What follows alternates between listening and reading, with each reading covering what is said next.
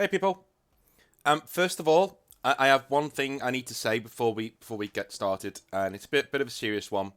First of all, yeah, if you wanna buy me a beer, Patreon link down below. Wanna speak to me on Discord, link down below. Second thing is, I just want to say thank you. Thank you to each and every one of you who've watched my videos, who have clicked on them, even to rage at me because I'm not an economic scholar, and anytime you've engaged with me on YouTube, anytime that you've spoken to me, anytime that you've given me a message, I have my Hall of Famers who are over on Discord, and they know who they are. But not just them. Everybody who watches my videos, thank you so much, because it really is for somebody with quite a lot of depression and anxiety, and I struggle to get through the working day sometimes as a teacher. I really do. For someone like that to come home, and I cannot tell you the amount of times I've been at work and my phone has buzzed, and it's one of you guys, any of you who've watched my videos, give me a comment, good or bad, the engagement, it just makes me feel not lonely.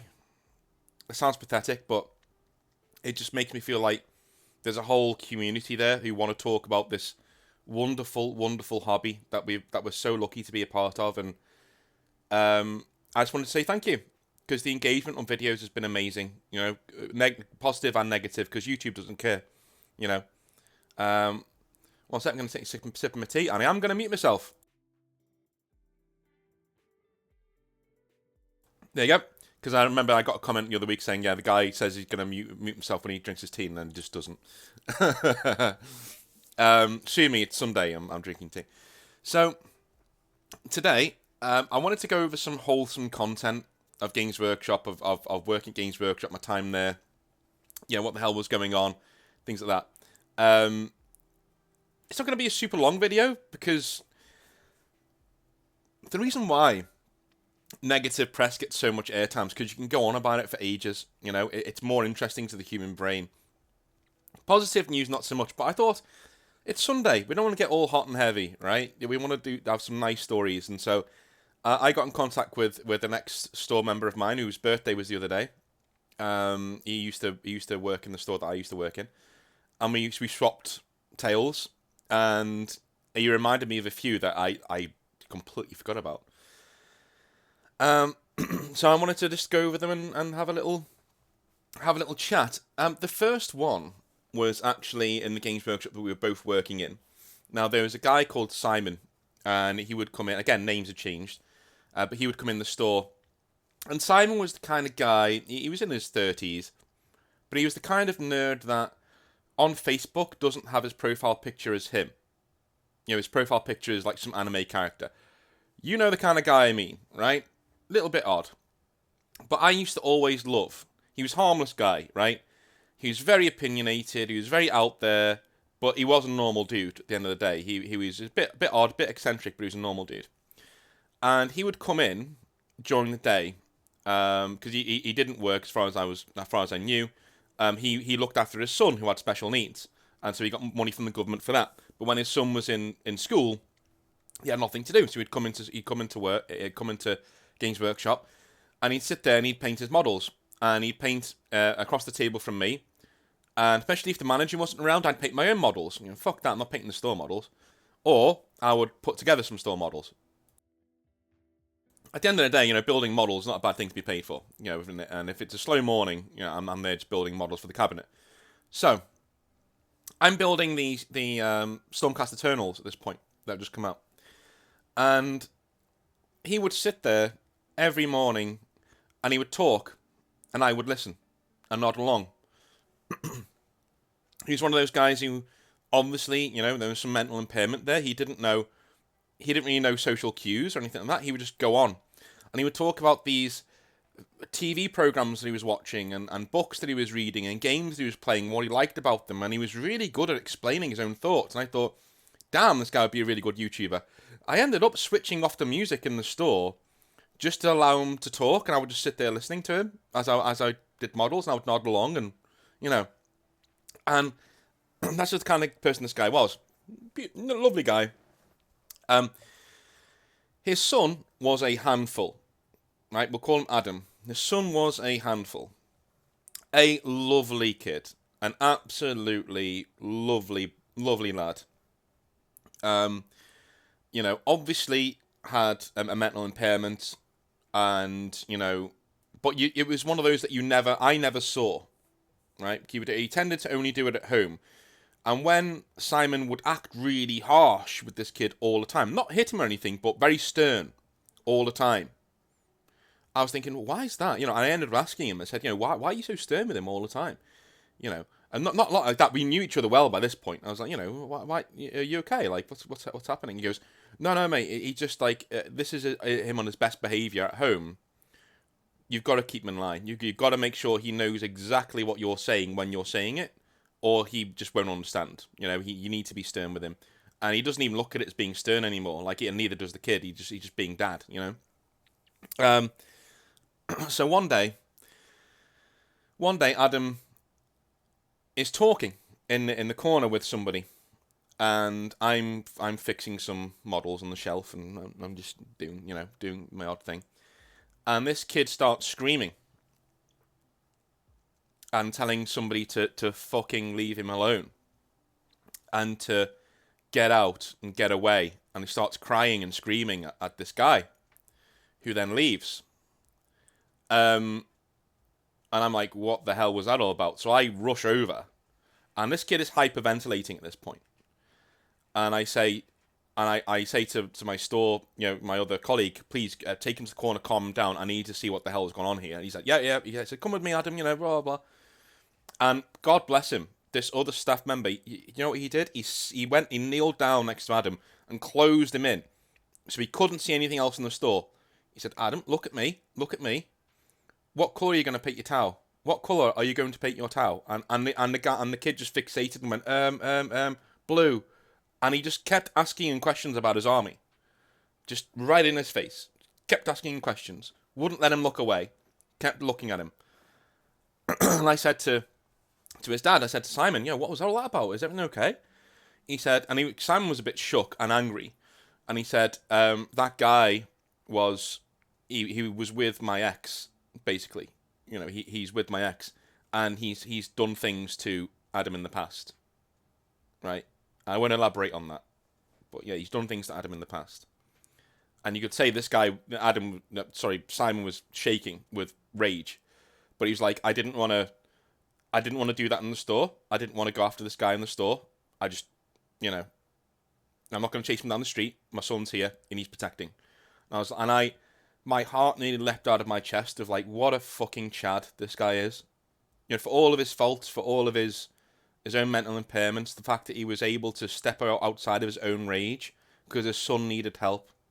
It wouldn't have done any good for him to chase that guy down the street. It wouldn't have done any good for him to punch that guy in the store. He knew who needed protecting there. He stood in front of him and made sure that he was okay. So, as Simon was calling people and getting someone to come pick them up, I went over to Adam, and we were taking turns asking him about his army, and making sure he was okay, taking his mind off whatever bad memories were coming up. And I ended up taking him to the introduction table, which was our nicest table, and no one was ever allowed to play on it. And I said, just for today, me and you are going to play on this table. And I knew my manager would have gone schizo if he saw me playing a normal game with somebody on the introduction table who wasn't getting an introduction. But if he'd have come in and played ball with me, I would have literally just fucking frog marched him into the back and just told him straight up what was going on. Because I wouldn't have had it. I would have just lost my fucking shit. But no, we played. I got a Tau army from upstairs, 500 points. I got the Space Marine army, 500 points. And of course, the kid's not that in tune with the rules, right? So I'm letting him win. Right? It's close. I'm making sure it's close, or I'm letting him win. And about an hour and a half later, a social worker, comes and picks Simon and Adam up, and they leave. And the next day, Simon comes in, and I'm doing my models, and he sits down, and he says, thank you so much for doing that. And I was honestly starting to fall out with the hobby, because, I'm not easy to make friends with. I'm not easy to get along with. But you guys have, really made me stay in this. And my one regret from leaving that store, one, is the amount of stress that being an actual manager was. But two, is leaving people like that behind. Really, really nice dudes who just needed someone. They just needed someone. I know that I've said before in the past of a Dark Eldar player, let's call him Jack, who came into the store. And as far as I know, I was his last game of Warhammer, I think. I don't think he came in again, unless he played somewhere else. But he ended up committing suicide, a few weeks later. And I'd seen him in Sainsbury's on my way home. And he was offering to sell me his Land Raiders and things like that. And I thought he was just hard up for money. But so was I, as you've seen from my wage slips. So I didn't have any money to give him. And lo and behold, and somebody said something really interesting on another video. He said that people who are suicidal start giving away their things. They start selling their things so that they have money to give to their people that they're leaving behind. And I was like, wow, that is the saddest thing I've ever read. And it really, really hit me. So it just shows that there are a lot of people in the hobby that just need a help, need someone to talk to, need someone to. So no matter how weird someone seems in the hobby, it is hard sometimes to like give them the time of day and be like, look, I'm gonna give this person a chance. They look weird, they sound weird. I'm gonna give them a chance because you never know. This person might just be someone who's got some mental impairment, but is like an actual diamond, just an actual really cool person that just wants to get to know people. They're not all people who are looking at kids in the wrong way. They're not all people who are man children who are turning over tables or wearing far left or right leaning ideology all over and they want to spread their own warped mindset to other people. They're not all people like that. In fact, the percentage is remarkably low as far as I'm concerned. The hobby is an amazing place full of amazing people, and Games Workshop is a mode through which those people have an outlet. I think that's incredibly important. Incredibly important. So, I'm going to take another sip of my tea before my next story. One sec.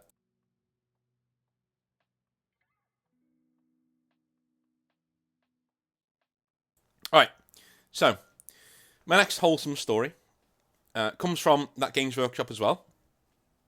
And, in fact, I'll skip that one. I'll come back to it for the third one, because it's a bit of a longer one. So, my second story comes from my own store. And it comes from my second trainer. Do I say his name? No, because he still works for them and you can find him. So we'll call him Dave. No, not Dave. We've already done Dave, and this is a completely different person. Don. We'll call him Don, because that's what he was. He was a fucking Don. And I'd had a really bad experience with my old trainer, as you guys well know. This is a guy who insulted my girlfriend on multiple occasions when for no reason. She didn't look weird. She didn't sound weird. She was very attractive. But she turned up to a few retail workshops and he insulted her, basically to her face. Why is she here? Like, what's she doing here? She's not one of us. That sort of thing.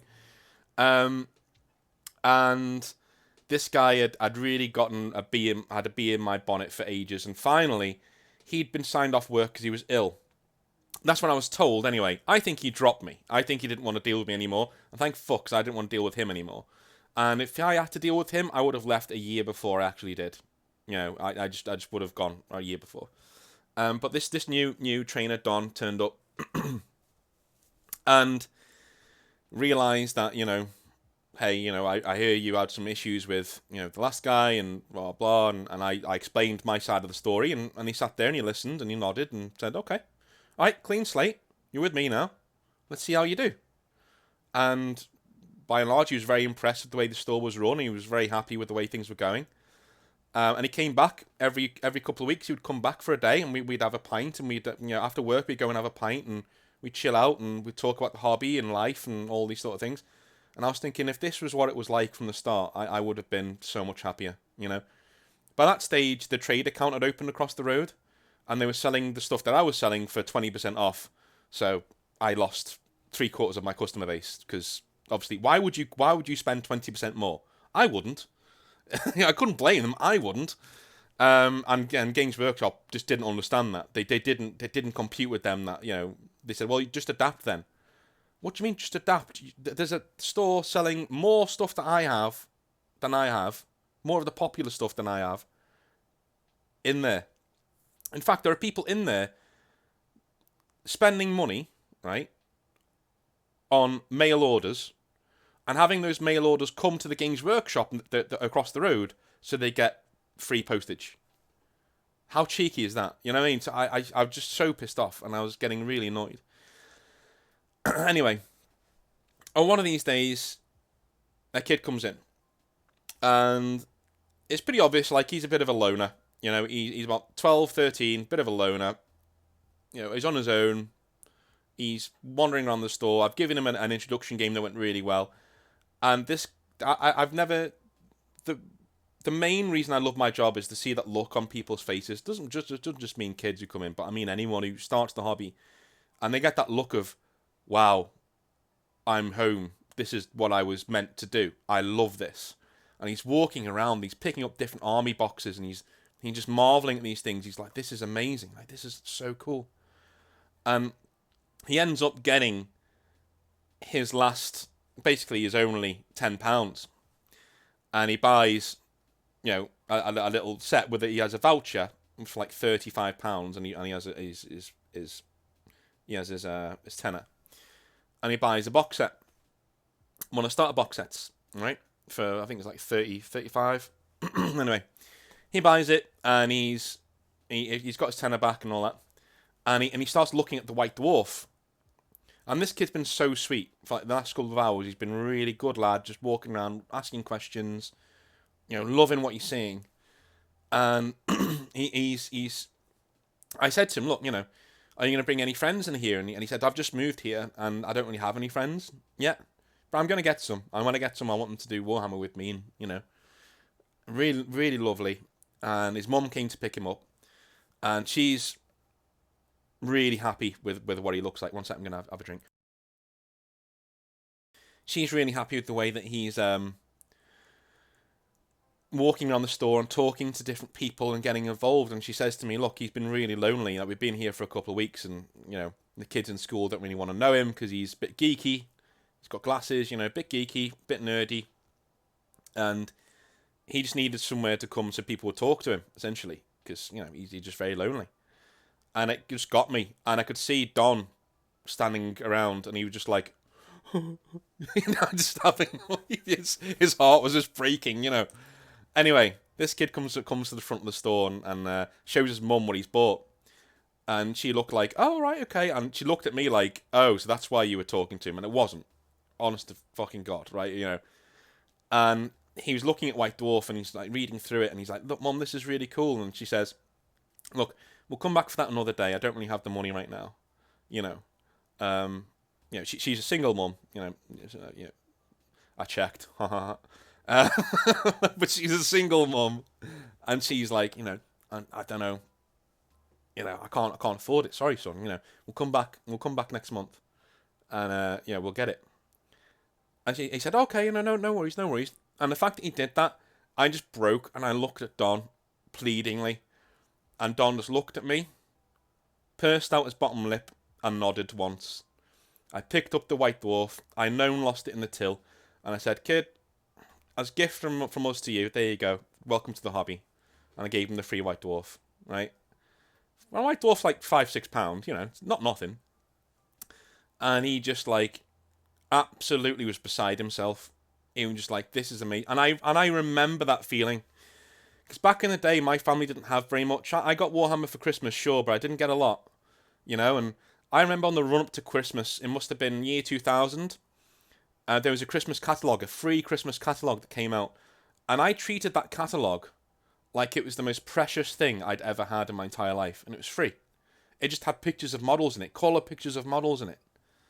And I loved it. I was looking through it like, this is amazing. And because it had Games Workshop on it, I treated it as if it was the Bible itself. It was wrecked. It was wrecked in my school bag because I took it to school every day to look through. Every day. Because I loved it so much. And that same look on this kid's face. Because not only did he have something that, you know, it wasn't free, it was an actual White Dwarf, and he was so happy. And from now on in, I said to Don, I said, look, I get a free White Dwarf every month. If this kid keeps coming back, can I just give it to him? And he said, oh, it's against the rules, really, because you're not allowed to let people partake in your benefits. But he said, look, if you keep it between me and you, then yeah, you can. I said, right, yeah, cool. So I did. Every single month he got a free White Dwarf. And let's be honest, it's just £5. It's not a lot, but it was something.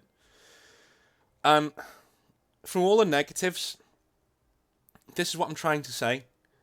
The amount of people that work for Games Workshop that are absolutely amazing folks, and they realise that some of the rules are bullshit, and they realise that sometimes you need to just give it some leeway and pull people into the hobby in different ways. And the fact that Don did that was a huge reason for why he stayed on for another 8 months. I was ready to quit. I was ready. I was done. I was ready to just I was sick of the phone calls, the bitchiness, the cold-heartedness. I was sick of the, all your successes are due to us, but all of your failures are due to you. I was sick of that mindset. I hated it, and I wanted out. And him being there was one of the main reasons why I stayed. And when I went to GWHQ in Nottingham to interview for my own job, because they invited me back to interview for it, even though I said I was leaving. I don't know, right? But I went for it anyway, just to so I would get rid of the guilt of leaving Games Workshop, because if they didn't give me the job, I could walk away and be like, phew, and I remember standing in the reception area of the main building. So if you go into like the Games Workshop, the museum and stuff, and that main building, I was in the reception area there, the first area. It's got like a Warhammer statue, Space Marine statue in the front of it. Inside, and I was on the phone to my friend and just talking, and Don walks past the window and he stops and he looks at me, he points, and goes, "Oh, you're all right," and he comes in and says, "Oh, how's it going?" And I said to him, "Look, I've come here as a formality today. I handed in my notice 2 months ago, and obviously they've not been able to find anyone else to fill the roles. They invited me to interview for it." And he went, "What?" Instead of just giving you the job back. And I said, "Yeah." But I did make it very clear when I left. Look, I'm not happy. Like I want to go. Like I want to go home. I want to go back up north. I want to go home. I'm done. I'm burnt out. I'm done. And they invited me to. They basically invited me to an interview for it so that they could gauge whether I was actually done or whether And they were very nice. They were very, trying to pull me back in. And there's one guy in there who's an absolute douche. And that one guy in my interview I was just like, yeah, I'm done. I'm done. I'm not putting up with this. He was such a dick. Like I had. Do you know what? This isn't a negative video. I'll say that for another week. Right? But Don came in and said, "Look, you've been fantastic. You've been a wonderful guy to work with, and all best to you. If you don't want it, if they offer it to you and you don't want it, walk away. Don't take it. It's not the be all and end all." And I knew that at this stage, but it was good to hear it from somebody who worked there. In the end, they found someone from another store who was leaving their store who could just move straight in. So they gave it to him, and I was like, great, okay, cool, I'm going home. But there are people who work there who you would be absolutely thrilled to spend a few hours rolling some dice with. Trust me. I mean, I'm talking 85% of the people who work there. It's the 15% who spoil it for everybody else. Just like politics. It's the fringe elements who spoil it for everyone else.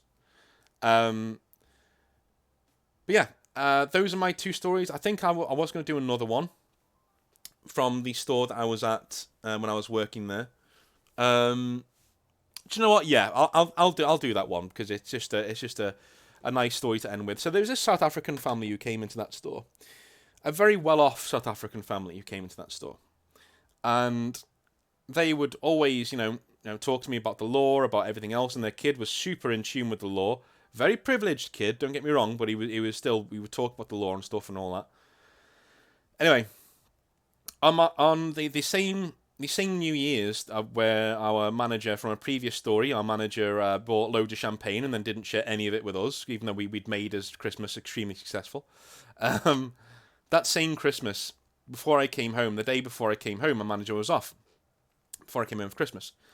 And the dad came in And for weeks, you know what's coming as soon as I say this. For weeks, he'd been grilling me and the other guy who worked at Games Workshop about what armies we did and what we enjoyed and what we liked about it. Because his son might want to try those armies. I was a big Grey Knights player, you know. And he comes in with this bag, this big bag, and he says, "As much as I wanted to give you the business, I didn't want you to know that I'd gotten you this." I was like, what? He brings out 5 boxes, like 2 Grey Knight Paladins and 2 normal Grey Knight squads, just in, you know, and there was another box of like paints and stuff, and I just there. These are for you. I can't wrap because you know my wife does the wrapping, and you know this is from me. You know for thank you for doing everything that you're doing for us and my son and all that. And he went to my colleague and gave him a load of Skaven. Saying, look, you know, here's 5 boxes of Skaven. And we were just so flat. We tried to give him it back. We were like, look, we can't accept this. You know, this is ridiculous. And he said, do you know what I do for a living? And I said, no. And he said, right, I'm not going to tell you, but trust me, this is not going to make any difference to me. So I was like, I mean, okay, you know, thank you so much, you know, and things like that. And so there are customers as well. Again, a lot higher percentage than the Games Workshop employees. Like 98% of the customers, I would say, who came into Games Workshop they made my day better. They really did. Which is why it was hard to handle when most of them had to go elsewhere because it was cheaper, you know.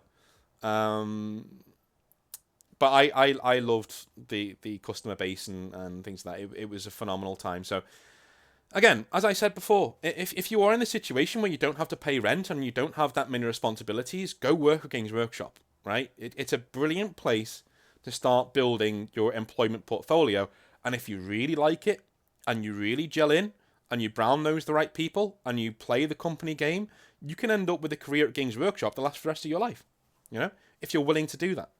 I wasn't, but it doesn't mean you're not, you know? So, that is my video. A bit more positive this time. There are lots more positive stories that I could go on about, but you know, working Games Workshop, it is a special place, and I wanted you all to know that because you know the next few videos, at least in the last couple of weeks, they may be a bit more skeptical, maybe a bit more, you know, edgy, so to speak, because I've seen the accounts of Games Workshop now, and one of our lovely subscribers sent them to me. I couldn't find them for love nor money. And they don't read for pretty viewing when you consider how little they pay their staff. So, we'll be going over that eventually. Once I've dissected it and I've made some notes and I've come at it from an angle where I'm not going to get shouted at for not being a master in economics. But that's it for today. Happy painting. I hope I've entertained you a little bit. And long live the hobby, and long live Warhammer. Alright guys, I'll see you next time.